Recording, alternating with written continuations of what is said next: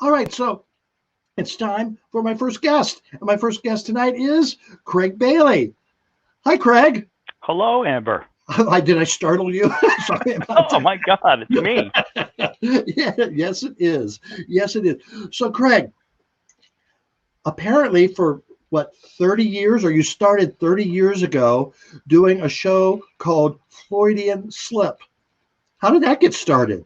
Yeah, so I was in college. I was a senior in college, and I'm not proud of this, but I need to recognize it. Even though I was in college, I thought that the band Pink Floyd was a person, not a person. For anyone who knows, it's actually a band. But a friend of mine, I was aware of them, but a friend of mine gave me a copy of Dark Side of the Moon, which is kind of their classic album, and he said, "You got to listen to this." So I listened to it, and I loved it. And not too long after that, somebody in my college radio station who was doing a Pink Floyd show called the Pink Floyd Hour, a particularly creative title, was tired of it, and he gave it up, and I took it over, and I renamed it, and that was 31 years ago, 30 years ago. Yeah. Wow. So, where did you go to college? Ithaca College in upstate New York. Yeah. Yep. Well, very good. So, the Dark Side of the Moon. All right. So, I've got to clear this up right away because I'm sure that's the kind of journalist I am. So, I've heard that if you listen to Dark Side of the Moon and watch The Wizard of Oz, and I'm sure some marijuana helps as well, that they coincide or they work together. Is that true? I can't say yes or no because I've never done it. I think there are apparently some pretty amazing coincidences, but I think you have to presume that it was just coincidence. In fact, one of the guys in the band said that's a complete hoax because actually they made it to sync to the sound of music. Oh, that's funny. At least they have a good sense of humor. So, if Pink Floyd wasn't one person, do you know how they called themselves that? Yeah, so there was two American bluesmen, one named Pink Anderson and the other one named Floyd Council. And for whatever reason, Sid Barrett, who was the founder or one of the founders of the band, was aware of these two guys, and he pulled one name from one and one from the other, and he said, "That's what we're going to name our band." Now, There they see, are. There they are.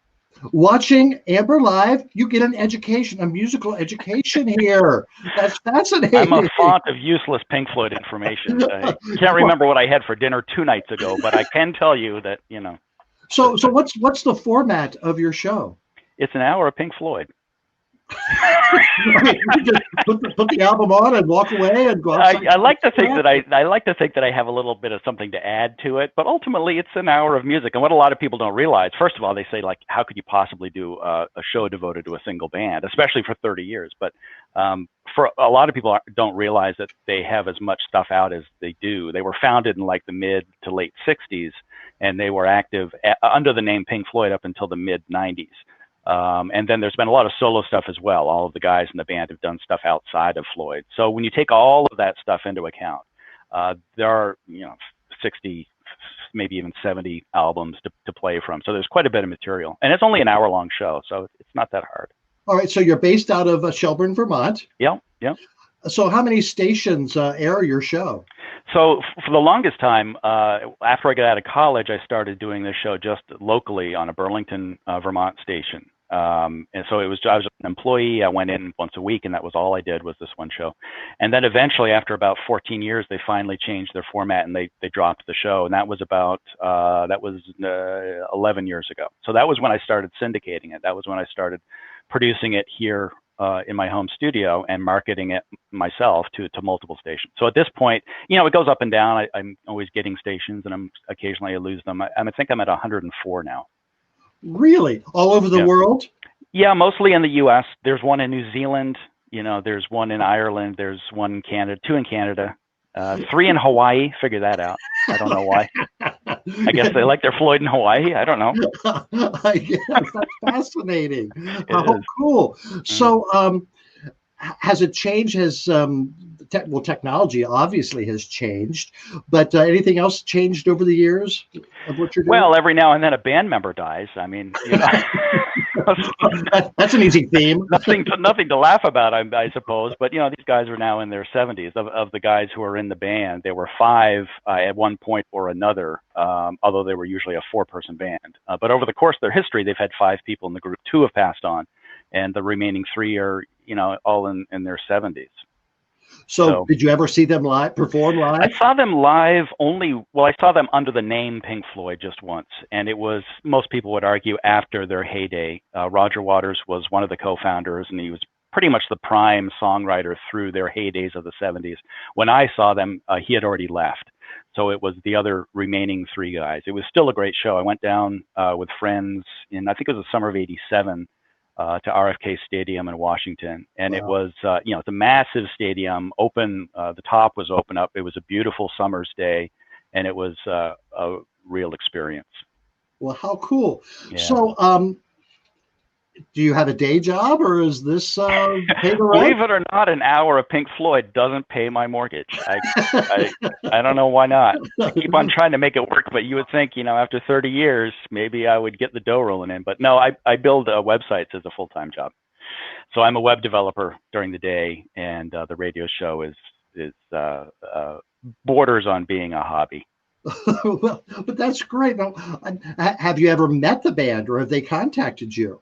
You know, I've never met a member of Pink Floyd. Now, I don't want to sound bitter, but you would think after 30 years... You don't know bitter. You would think after 30 years, throw me a bone. Yeah. I've interviewed one of them on the phone twice, actually. And he was great to talk to. I'm sure he had no idea who the hell I was. He was on a press junket. You know, I'm sure he was on the phone 12 hours that day, speaking to one person after another, just like me. But he was a great interview. They're very, you know, the proper English gentlemen. They're very witty and very reserved for the most part, you know. And yeah, so it's just the one on the phone, and that's it so far. All right, so I know another interest of yours is live theater. Yeah. And you've been an actor for many years, and you also have written a few plays as well. Yeah. Yeah, I acted starting when I was, you know, in 5th grade or something like that. And I also started writing not too long after that. In high school, I started writing stuff, and I got lucky enough when I was by the time I got it published, I was in college, but it was one act that I wrote when I was 15 or something like that. And so that was sort of got the ball rolling as far as writing goes. And I was a writing minor at college, and I did some writing on my own, short plays and stuff like that. And I sort of got back into it just a year ago, in a funny kind of way. It was a play that I had started writing 30 years ago. I was right out of college, and I wrote about 10 pages of a one act, and I got intimidated by it, and I stuck it in a box, and I gave up. And last spring, when I was sort of trying to get back into theater, I thought maybe I should try to write something again. There's that thing in the box down in the basement. I should look at it. It's probably freaking terrible, but I should just look at it. You know, maybe it's not. And it wasn't as bad as I thought it was. So I finished it last spring, and wrote another one act. And now, don't want to jinx it, but I have 2 companies that are claiming that they're going to produce these. One in a few weeks at the end of October, and the other sometime this winter. So I don't know. And how did they find out about your the internet? You know, there's a new site, well, relatively new. I think it's been live for maybe 6 or 7 years. It's called the New Play Exchange. I think I've got that right. And it's you pay like $12 a year, and you can upload as many of your plays as you want. And people, you know, people in theater companies looking for new works to premiere, constantly browsing it and reading it. And that's how the one that's supposed to happen this winter got found. The other one is a shorter play that's supposed to run at the end of this month as part of a Halloween-themed one-act evening. And them I actually found through like a Facebook group for playwrights. You know, they posted. How fascinating.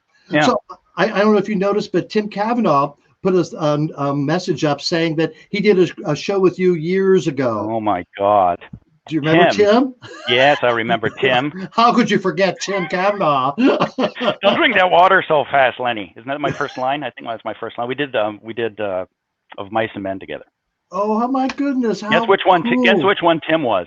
I can imagine. Oh no, Tim was on the show a couple of weeks ago. Wonderful man. Yeah. And it's nice that connection, because in Vermont, it is a small town. It really is. Yep. All right. Well, thank you very much, Craig. We'll have you back later on for the quiz, but thank you so much. Thank you. That was great. Oh, yes. All right. There's the Floydianslip.com. Get on.